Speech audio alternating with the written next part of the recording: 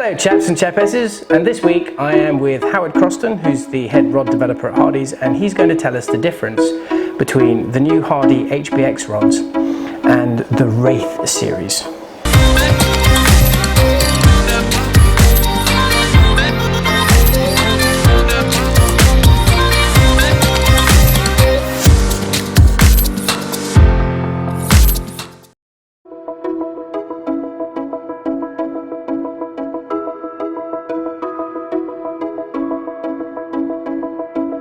I mean, really, Pete, the main difference I would say between the Wraith and the Zenith, the Wraith is still our highest performing blank within the range in terms of fast action. Right. So it's a very, very fast action, very, very high recovery rate rod. So really, it's the kind of rod that would suit an angler with maybe a little bit more refined, sort of polished casting technique. Maybe better timing. A little bit better timing, or somebody who's really looking to be able to drive very, very tight loops a long distance and generate a lot of line speed with good casting technique. So someone not like me, basically. Definitely not like you. The HBX, on the other hand, is still a very, very high performance rod, but it would fall more into what we would class as the middle to tip, the fairly high recovery rate. So all that means is you as a caster and as an angler, you've got to put in a little bit less in terms of good timing to get more out of the rod. So it's a little bit more of an all-round rod, good performance, but also just that little bit easier to use as well. The reason I'm asking this is it's a question I have been asked quite a lot, is like, you know, the new range comes out, HBX, made in England, and everybody wants to know, do I need to upgrade? So, you know, I've got a Wraith or I've got a Zephyrus, and, you know, should I go and buy this? So, yeah, it's a good point, it's a good question. I mean, one of the main differentiating factors with the HBX is that we're building that rod in Alnwick. Right. It's a head office up at the factory. So back in England. So we've brought the manufacture of that particular product back into England, and we're increasing the amount of product that we make in England all the time. In terms of fit, finish, performance, it's on a par with a lot of the other products in the range already. But really, for some people, made in England does still carry a certain mystique about it, right? And some people do prefer that made in England product. So let's talk about action first.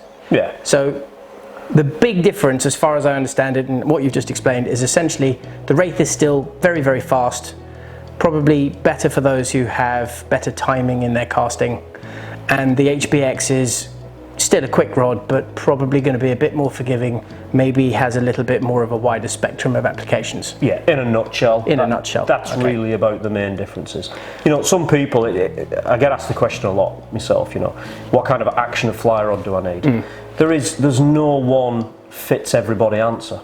You know, as casters and as anglers, we all have different requirements. There's no one ring to rule them all. No, there isn't. That's a bit weird. There's no one action for everything. Yeah. Which is why we have such a big range of product. You know, some people prefer something that little bit easy to use. Some people prefer something that requires better timing, and if you're a good caster, you can get more out of it. And to be honest, you know, I do a lot of different kinds of fishing, and I have different favourite rods for a lot of different applications. Well, you love the ultralight, don't you? Yeah, the ultralight, the Zephyrus ultralight's one of my favourite rods in the range that we've ever done. Even, you know, the 5 weights and the 993s, the 994s. It's probably one of my favourite rods. I mean, I've loved using the HBX 9 weight in the saltwater, so I haven't really spent much time with it in the freshwater, other than a little bit of river fishing with, I think it was a 4 weight, which was lovely. But you know, most fishermen are using 5, 6 and 7 weights, I would say. Yeah, that's probably fair to say. You know, 5 weights, lakes, maybe some heavy trout fishing if you like, if you're going to be fishing in Iceland, quite often 5 weight is a line weight. But many people are now using 6 weights for salmon, 6 and 7 weight salmon, because they have the ability to do so. Yeah, over the years, definitely line sizes have sort of slid down in usage, if you like. The 5 weight is probably still one of the single biggest selling line sizes globally in any kind of rod range, and a lot of that is driven by America. To be honest, they still use a lot of 5 weights. Yeah, they always do the 5 weight shootout, don't they? Yeah, it's a popular size of rod. A 9 foot for a 5 weight is still pretty much a standard. But what has happened, and you see it getting onto the saltwater world for a minute, you know, a few years ago everybody used 12 weights for tarpon. That's slid down now to 11 and 10 weights because you get better presentation, more delicate input of the fly to more sensitive pressured fish. But because of the way the rod technology's moved over the last few years, you can still make very, very strong blanks, which you can still beat up a 100-pound tarpon in really quick time, but on a 10 or an 11 weight. You've done a really good job of that, so thank you for that, because it's certainly helped me in certain situations. So whizzing back to the Wraith, when the Wraith first came out, I think it was one of those rods, it was a bit like when the Sage TCR came out. It was like that really quick action. Yeah. This rod is not for everybody. Yeah, that's true to say. I've really enjoyed using it, which means... It's definitely not for you. No, but I've really enjoyed playing with it and actually just, you know, I just wave it around. It looks nice, it's pretty. I like the matte finish on it as well.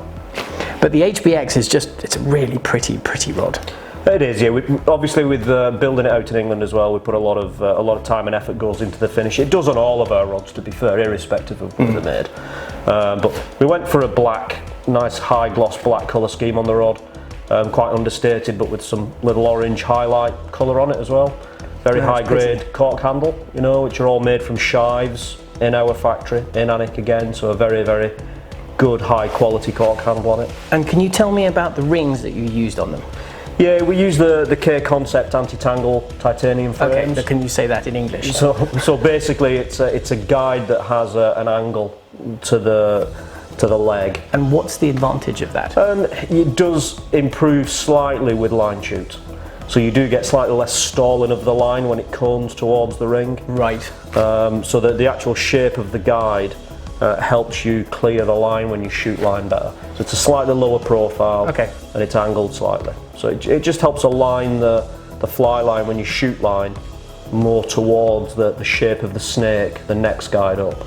Because I've always been a real fan of the recoil rings.